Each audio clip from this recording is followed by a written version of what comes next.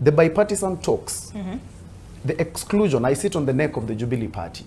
I cannot sit on this panel and promote exclusion of Jubilee Party in such a fundamental process. Exactly. Because in such a process, when you're not on the table, then you are on the menu. Yeah. Jubilee Party is the third largest party in the Republic of Kenya today.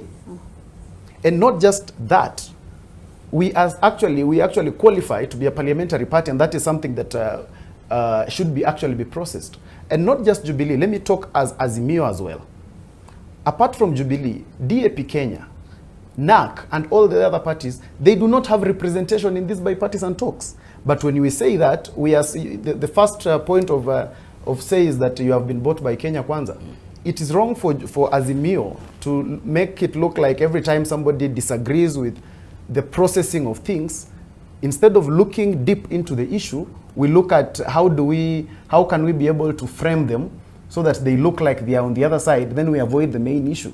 A committee of 7 people, Olive, 5 out of 7 are ODM. Azimio has how many parties? You have excluded Jubilee.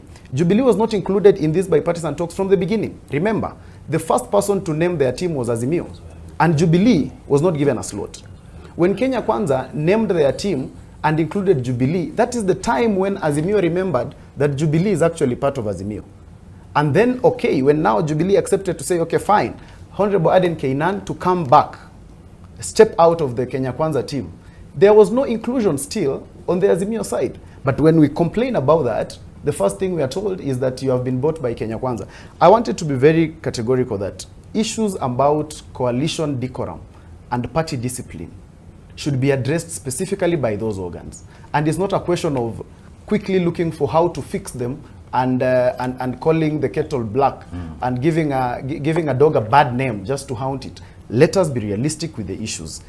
The issue is, number one, Jubilee must be included in these bipartisan talks because Jubilee is the third largest party in the